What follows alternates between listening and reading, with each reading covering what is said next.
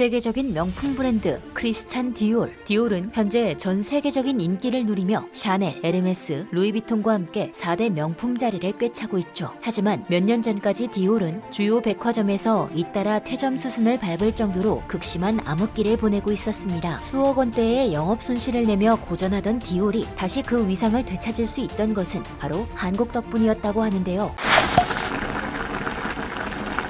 디올은 설립 당시 샤넬과 어깨를 나란히 할 정도로 모두가 인정하는 최고의 명품 브랜드였습니다. 그러나 이후 루이비통과 에르메스에 밀리며 격차가 심하게 벌어졌는데요. 수십 년간 고전을 면치 못하던 디올은 2017년 수억 원대의 영업 손실을 기록하며 최악의 상황에 직면했습니다. 그러다 디올 CEO로 새로 부임한 피에트로 베카리가 새로운 승부수를 띄우면서 디올의 상황은 역전이 되기 시작했는데요. 그는 고심 끝에 마케팅의 중심을 유럽 중심에서 아시아로 옮기기로 결정했습니다. 과거 미국이나 유럽 등 서구 연예인이나 모델들을 전면에 내세웠던 것과는 전혀 다른 행보였는데요. 그 중에서도 그의 눈에 띈 나라는 다름 아닌 한국이었습니다. 전 세계적으로 한국에 대한 인지도가 급상승하고 유행의 흐름을 한국이 이끌고 있다고 판단했기 때문이었는데요. 디올은 전 세계의 3명뿐인 글로벌 앰베서더로 블랙핑크의 멤버 지수를 발탁하고 지수를 앞세워 디올을 광고하기 시작했습니다. 디올이 아시아 연예인을 자사의 앰베서더로 선정한 것은 이번이 최초였다고 하는데요. 그러자 놀랍게도 디올의 매출은 가파른 상승 곡선을 타기 시작했습니다. 2017년 600억 수준이던 디올의 매출은 작년 6천억을 넘게 기록하며 파격적인 성장을 기록했는데요. 디올은 모든 것이 한국과 지수 덕이라며 큰 애정을 보여줬습니다. 뿐만 아니라 디올의 공식 SNS를 지수 사진으로 도배하는가 하면 한국 특별 에디션을 선보이기도 했는데요. 한편 그 와중에 중국은 대체 왜 한국인을 디올의 앰베서더로 선정하는 거냐며 불만을 표현했습니다. 중국 네티즌들은 중국 현지 앰베서더인 안젤라 베이비가 지수보다 더 아름답다며 디올 공식 웨이보에 몰려와 악성 댓글을 퍼부었는데요. 또 이들은 중국이 디올 매출의 상당한 부분을 차지하고 있음에도 불구하고 한국인을 앰베서더로 선정하는 것은 중국인들을 무시하는 것이라는 황당한 주장까지 이어갔습니다. 디올은 중국 네티즌들의 악플 세례에 무대응으로 일관했는데요. 한국 연예인들이 뭔가를 입고 나왔다 하면 엄청난 판매를 기록하고 특히 지수가 디올 제품을 입었다 하면 품절 행진을 이어가는 와중에 중국 네티즌들의 열폭에 일일이 대응할 가치를 느끼지 못한 것입니다. 디올뿐만 아니라 콧대 높은 글로벌 명품 브랜드들은 최근 앞다퉈 한국 연예인들에게 앰베서더를 맡기고 있는데요. 현재 글로벌 앰베서더로 활동 중인 한국 연예인만 20명 가까이 될 정도로 명품 브랜드들의 한국 사랑은 각별합니다. 브랜드의 얼굴과도 같은 앰베서더 자리를 이토록 많은 한국 연예인들이 차지하고 있는 것을 보면 이제 아시아 패션의 중심지는 한국이 꽉 잡고 있는 것 같은데요. 심지어 세계의 유명 패션 디자이너들 중에서 한국에 왔다가 디자인에 큰 영감을 받았다고 말하는 이들도 부쩍 늘어났습니다. 요즘 잘 나가는 패션 디자이너를 이야기할 때 빠지지 않고 등장하는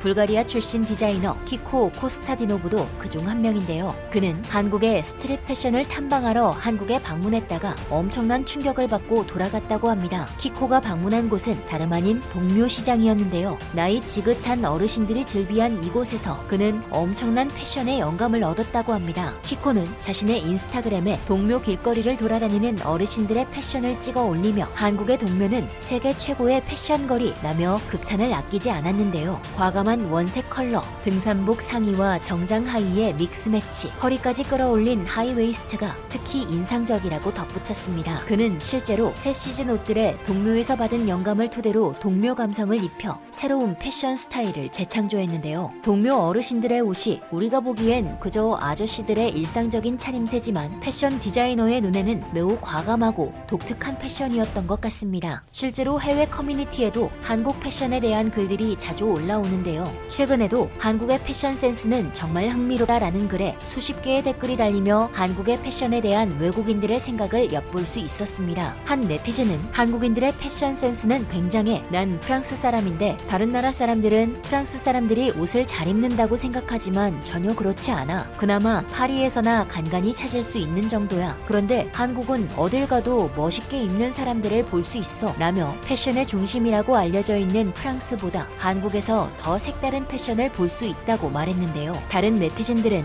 어르신들의 색감 조화는 좀 묘해. 어울리지 않을 것 같으면서도 조화가 잘 돼. 분명 그냥 잡히는 대로 입었을 것 같은데 한국 사람들은 기본적으로 색에 대한 감각이 뛰어난 것 같아 예전에 한국 여행 갔을 때 동묘에서 쇼핑한 적이 있었는데 제일 기억에 남는 장소야. 한국 특유의 기와로 이루어진 주변 풍경과 사람 사는 냄새가 그 어떤 명품 거리와도 비교할 수 없었어 라며 한국 어르신들과 동묘시장에 대해 언급하기도 했습니다. 유명 디자이너뿐만 아니라 평범한 외국인 관광객들에게도 동묘시장과 한국 어르신들의 패션이 특별하게 비춰진 것 같은데요. 세계적인 명품 브랜드들이 한국인을 자신들을 알리는 얼굴로 선택하고 한국의 평범한 길거리 패션이 유명 디자이너의 손으로 재탄생되는 것을 보면 패션 산업에서 한국의 영향력이 점점 더 커지고 있는 것 같은데요. 패션 하면 떠오르는 프랑스와 이탈리아처럼 한국도 조만간 패션의 국가로 이름을 올리길 기대해 봅니다. 지금까지 얼큰한 뉴스였습니다. 감사합니다.